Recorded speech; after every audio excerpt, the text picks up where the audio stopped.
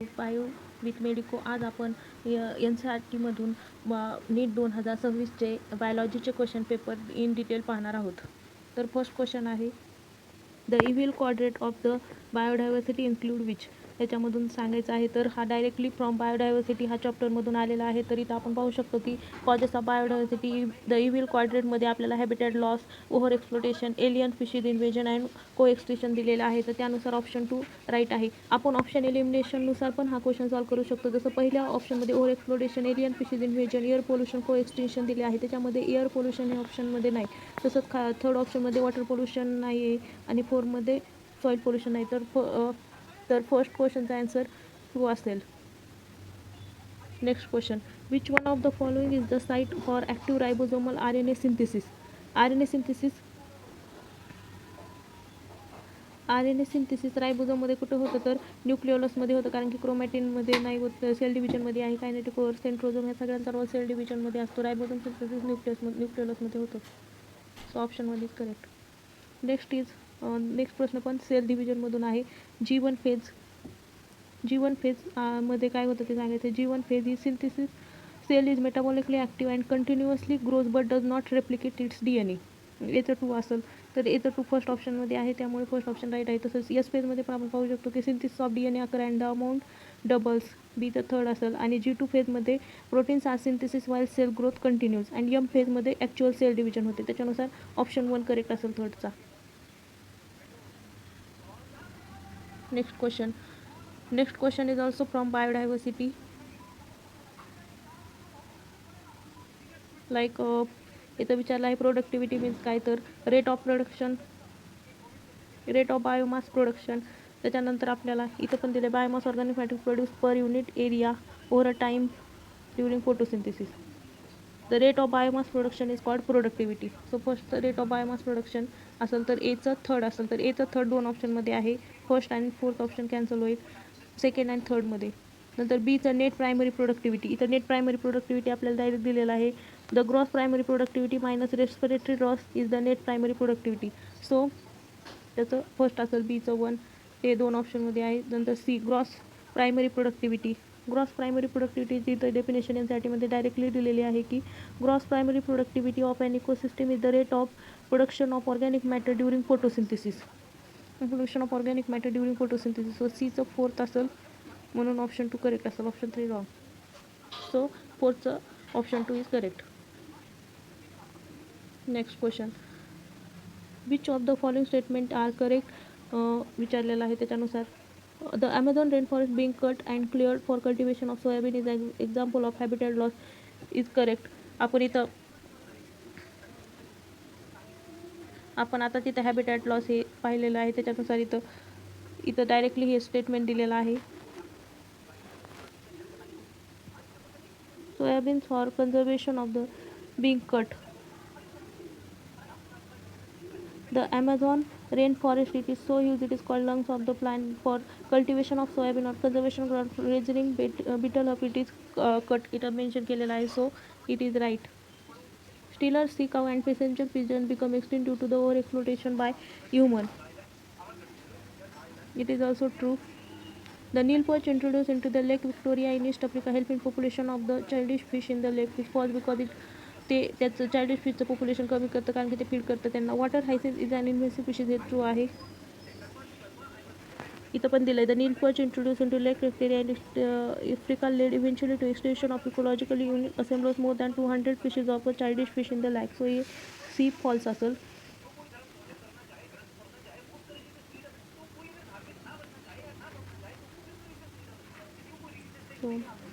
So when a species become extinct, the plant and animal species associated with are not affected. They are affected. So हे पण wrong असेल. So C and D wrong असेल. तर हे third आणि fourth wrong जाईल. नंतर first पण रॉंग जाईल. So correct option is A B D.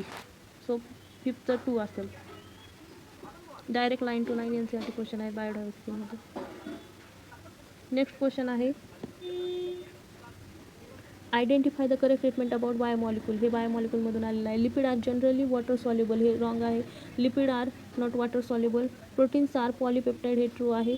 Polysaccharide are long chain of sugar. True आहे. Adenine guanine are substituted. Pyrimidines नाही, प्युरिन पाहिजे. ॲडिनिन ग्वानिन प्युरिन्स आहेत. Almost all enzyme are protein हे true आहे. हे D false असेल. A and D false असतील तर मग त्याच्यानुसार फर्स्ट ऑप्शन रॉंग होईल, डी थर्ड ऑप्शन पण रॉंग होईल, डी आणि fourth option A wrong. So correct option is 2. So 6th correct option 2 असेल. Next, how many ATP and NADPH molecules and NADPH molecules are required to make one molecule of glucose through Kelvin cycle. हे photo respiration in प्लांट्समधून आलेलं आहे. So ह्याच्यामध्ये direct NCERT मध्ये ह्याचं mention केलेलं आहे. 18 ATP required लागतात आणि 12 NADPH लागतात एक मॉलिक्यूल बनण्यासाठी केल्विन सायकल थ्रू. सो याचं option 1 is correct. So direct question आहे तो. नेक्स्ट क्वेश्चन आहे, which of the following statement are not true regarding restriction endonuclease. हा मॉलिक्युलर बेसिस ऑफ इनहेरिटन्समधून क्वेश्चन विचारलेला आहे. तर त्याच्यासाठी आपण NCERTमधून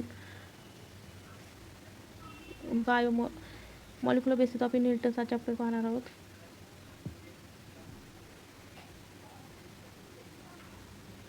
जसं इथं दिलेलं आहे, 2 एन्झाईम. फर्स्ट आहे, they are called molecular system. Correct आहे. This are responsible for the restricting the growth of bacteriophage in E coli. इथं डायरेक्ट NCERTची लाईन दिलं, restricting the growth of bacteriophage in E coli were isolated. So हे पण correct आहे. They cut the DNA only at the centre of palindromic sequence.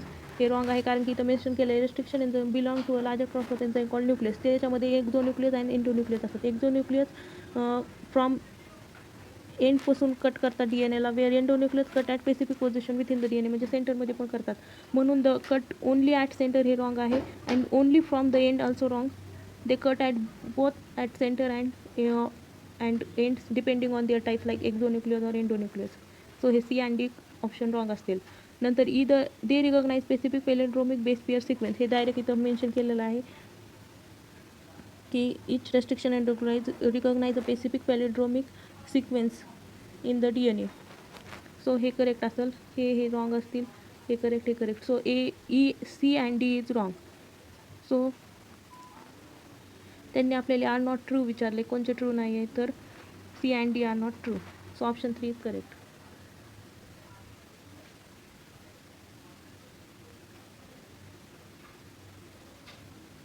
Next question आहे, इकोसिस्टीममधून डिकम्पोजिशनची definition विचारली आहे. Breaking down of complex organic matter into inorganic substances is decomposition. याचं third असेल. ते 2 ऑप्शनमध्ये आहे. मग first and second option eliminate होईल, थर्ड आणि फोर्थमध्ये. Detritus is dead remains of plants and animals. So बीचं फोर्थ असेल, तर ते थर्ड ऑप्शनमध्ये आहे. नंतर सीचं मिनरलायझेशन माहितीच आहे तुम्हाला, release of inorganic nutrient by the activity of microbes in the soil असतं. आणि humification accumulation of dark coloured amorphous substance, म्हणून डीचं 1. So option 3 is correct. Next question आहे, in which of the following the ovules are not enclose by the ovary. म्हणजे ovules कोणत्या टाईपच्या प्लांट्समध्ये ओव्हरिऑलनं close नसते. जसं ते ओव्हिलेट असते फ्रूट्स, जसं आपण ते पायनसमध्ये पाहतो, जसं जिम्नोस्पर्ममध्ये ते ओव्हरिऑल अब्सेंट असते. So Pinus is correct option. It is direct question from plant morphology. Next question आहे, मॉर्फॉलॉजीमधूनच आहे, प्लांट मॉर्फॉलॉजीमधून. त्याच्यामध्ये प्लासंटेशन आणि त्याचे एक्झाम्पल विचारले आहेत. आपण तर प्लांट मॉर्फॉलॉजीमधून ते पाहू शकतो. प्लांट मॉर्फॉलॉजी ओपन करू.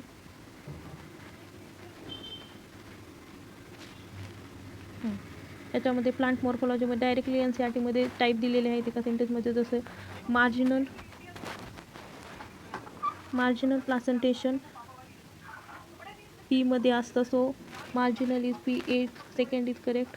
It's only in third option. So third option is correct. तसं तुम्ही ॲक्झियल पण पाहू शकता. इथं ॲक्झियल मेन्शन केलं आहे, tomato, lemon, China rose. So lemon is correct option. So axial. And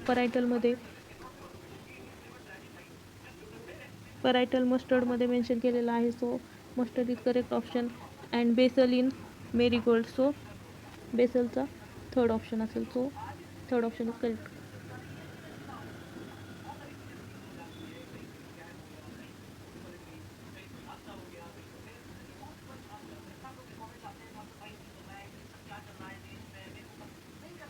नंतर नेक्स्ट क्वेश्चन पाहणार आहोत, 102. द अँजिओस्पर्म हा पण प्लांट मॉर्फॉलॉजीमधूनच आलेला क्वेश्चन आहे की the angiosperm root here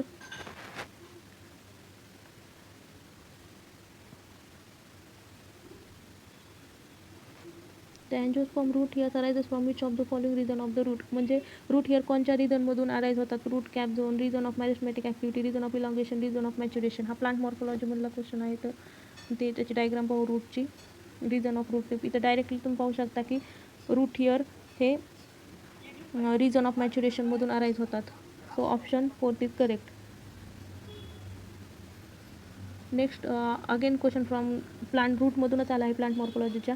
which one of the following is not a characteristic of plant cell in the phase of elongation. Phase of इलॉंगेशनचे कॅरेक्टरिस्टिकमध्ये कोणची कॅरेक्टरिस्टिक ॲब्सेंट आहे विचारलेलं आहे आपल्याला. तर आपण इलॉंगेशन फेजचे कॅरेक्टरिस्टिक पाहू. त्याच्यामध्ये कॅरेक्टरिस्टिक दिलेले आहेत. The cells of this region are very small, thin walled with dense cytoplasm. The proximal to this region undergo rapid elongation and enlargement responsible for growth. The region is called root of plant. The cells of elongation will gradually differentiate. Hence the proximal to region of elongation. त्याच्यामध्ये basically increase vacuolation होतं, कारण की इथं सांगितलेलं region very small thin walled with dense protoplasm. Increase vacuolation, large consequence nucleus, cell enlarge होतात कारण की elongation फेजमध्ये आहेत. New cell wall deposition maturation फेजमध्ये होतं. So option 4 is incorrect. So option 4 is correct option.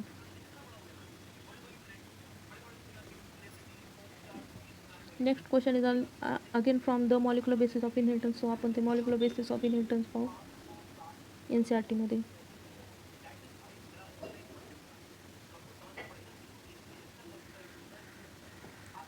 इथे दिलेला आहे ते. हा जरा कन्फ्युजन आणि लेंथी क्वेश्चन होता मॉलिक्युलर बेसिस ऑफ इनहेरिटन्समधून. जसं इथं विचारलं which of the following statement are correct with reference to the transcription unit. Transcription युनिटमध्ये नुसार काय काय राईट आहे. Transcription unit DNA define primary by 3 region. त्याच्यामध्ये promoter, structural gene and terminator असते. इथं आपण पाहू शकतो ट्रान्स्क्रिप्शन युनिट त्याच्यामध्ये प्रोमोटर आहे, स्ट्रक्चरल जीन आहे अँड टर्मिनेटर आहे. सो फर्स्ट ऑप्शन करेक्ट असेल. The promoter is said to be located towards the 5' end of the structural gene. तर आपण इथं पाहू शकतो प्रोमोटर 5' एंड ऑफ स्ट्रक्चरल जीनचे आहे आणि इथं सेंटेन्स पण आहे.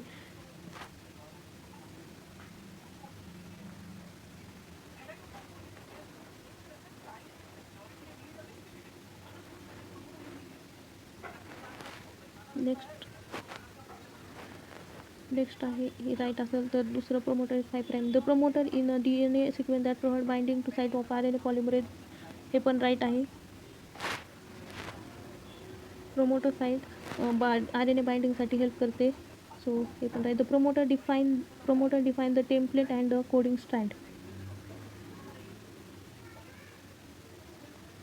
हे पण राईट आहे कारण की इथं दिले define the template. The promoter in a transcription unit also defines the template and coding strand. The terminator is located towards the 3' end of coding strand and it defines the end of the process of. इथं दिले the terminator is located at 3' end downstream of the coding strand and it usually defines the end of transcription process. So हे पण right असेल. So all A, B, C, D are right from the NCERT. हा थोडासा confusion question होता आणि त्याच्यामध्ये direct NCERT line to line and complex विचारलं होतं. तो हा लेंथी वन होता. Next the alpha helix is found in which level of protein. हे बायोमॉलिक्यूलमधून आलं आहे. तर त्याच्यामध्ये अल्फा हेलिक्स कोणत्या स्ट्रक्चरमध्ये असतं? क्वाड्रिनरी स्ट्रक्चरमध्ये बीटा प्लेटेड शीट असतात. टर्शियरी स्ट्रक्चरमध्ये उलन बॉल लाईक अपिअरन्स असतं. प्रायमरी स्ट्रक्चरमध्ये single chain of the protein असते. सेकंडरी स्ट्रक्चरमध्ये अल्फा हेलिक्स असतात. सो ऑप्शन 4 असेल. हे डायरेक्ट क्वेश्चन होता बायोमॉलिक्यूलमध्ये. नेक्स्ट अगेन फ्रॉम बायोमॉलिक्यूलमधलं क्वेश्चन आहे की which of the following statement are correct regarding amino acid. Amino ॲसिडबद्दल काय करेक्ट आहे ते सांगायचे. They are substituted methane is true. Serine is aromatic amino acid is wrong, कारण की आपल्याला दोनच माहिती आहे की ॲरोमॅटिक अमायनो ॲसिड असतात जसं glutamic acid and aspartic acid. So हे रॉंग असेल. Valine is a neutral amino acid is true. Lysine is an acidic amino acid हे फॉल्स आहे. सॉरी इथं ॲरोमॅटिक आहे, मी ॲसिडिक म्हणले पण तिथं सिरिन ॲरोमॅटिक नाही. ट्रिप्टोफॅन, टायरोसिन हे ॲरोमॅटिक अमायनो असतात आणि acidic glutamic acid, aspartic acid. Lysine हे बेसिक अमायनो ॲसिड आहे. So B and D wrong असेल. तर करेक्ट विचारले आपल्याला म्हणून A, C करेक्ट असतील. So option 3 is correct. Next question आहे the main function of bulliform cells in the grasses. ते ट्रान्सपोर्ट इन प्लांटमधून आलेलं आहे, तर त्याच्यामध्ये बुलिफॉर्म सेलचं फंक्शन सांगितलं आलेलं आहे, विचारले. To make the leaf impermeable to fungal spore, हे इनकरेक्ट आहे. फंगल फोरमध्ये त्याचा काही रोल नाही. To perform photosynthesis, bulliform cell colourless असतात, व्हाईट असतात, त्यांच्यामध्ये क्लोरोप्लास्ट नसतं, म्हणून ते फोटोसिंथेसिस कधी परफॉर्म नाही करू शकत. ते मिनिमाइज करतात water loss during water stress, हे करेक्ट आहे, कारण की त्यांचं कॉन्ट्रॅक्शन होतं आणि त्याच्यामुळे वॉटर लॉस प्रिव्हेंट होतो. आणि टू ट्रान्सपोर्ट वॉटर, हे रॉंग आहे. So correct option is third. हे डायरेक्ट क्वेश्चन होता ट्रान्सपोर्ट ऑफ वॉटरमध्ये इन प्लांट. नेक्स्ट क्वेश्चन आहे फाइंड द इनकरेक्ट स्टेटमेंट. हे फोटोसिंथेसिस इन प्लांटमधून आलेला क्वेश्चन आहे. डायरेक्ट स्टेटमेंट विचारले आहेत, रॉंग, करेक्ट रॉंग. त्याच्यामध्ये त्यांनी पहिलं विचारलं the water splitting complex is associate with photosystem 1 is wrong, कारण की वॉटर स्प्लिटिंग कॉम्प्लेक्स फोटोसिस्टम 2 मध्ये असतं. So first is wrong.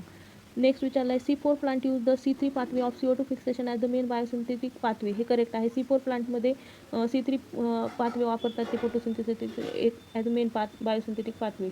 So हे करेक्ट असेल.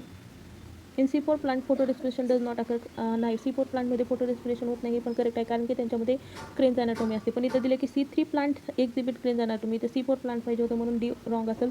नंतर ई दिलेलं आहे ATP synthesis in chloroplast occur through chemiosmosis, हे बरोबर आहे. So D A and D wrong असतील. तर आपल्याला करेक्ट विचारलेलं आहे, नाही, इनकरेक्ट स्टेटमेंट रिगार्डिंग इट विचारलेलं आहे. So incorrect A and D असतील. सो ऑप्शन 2 करेक्ट असेल.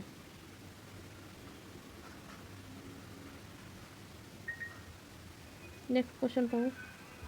हे ॲनाटॉमी ऑफ प्लांटमधून नेक्स्ट क्वेश्चन विचारलेला आहे. सो मॅच द पेअर विचारलेलं आहे ॲनाटॉमीमधून. कंजक्टायवा टिश्यू बिटवीन झॅलेम अँड फोलेम. सो एचं थर्ड असेल. एचं थर्ड दोन ऑप्शनमध्ये आहे, फर्स्ट अँड फोर्थ इलिमिनेट होईल.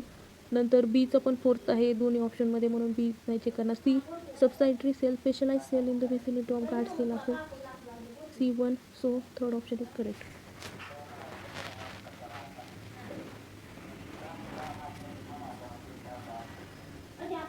जेनेटिकली मॉडिफाईड ऑर्गॅनिझम कोणता आहे ते सांगायचं आहे. Thermostable DNA polymerase Thermus aquaticus माहिती आहे, तर बी थर्ड असेल. बी थर्ड एकाच ऑप्शनमध्ये आहे, third. So option third is correct.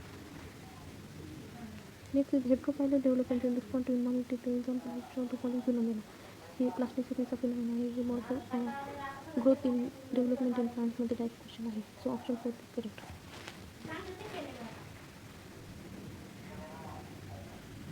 Next हा क्वेश्चन प्लांट मॉर्फोलॉजीमधून आला आहे. सो आपण NCERT मध्ये प्लांट मॉर्फोलॉजी पाहू.